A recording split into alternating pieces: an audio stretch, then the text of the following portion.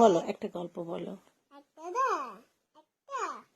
বিলেতে একটা বাচ্চা ছিল আর মা ছিল আর বাবা ছিল আর কি ছিল আর কিছু ছিল না আর কিছু আর ছিল? দল ছিল। তারপরে ভুট্টা হাত নিয়ে পাতা দুই সরাই। তারপরে বাচ্চাটা বিলে বাচ্চাটা ইঞ্চে নিয়ে গেছে। তারপরে বাবা আর মা টানা টানতে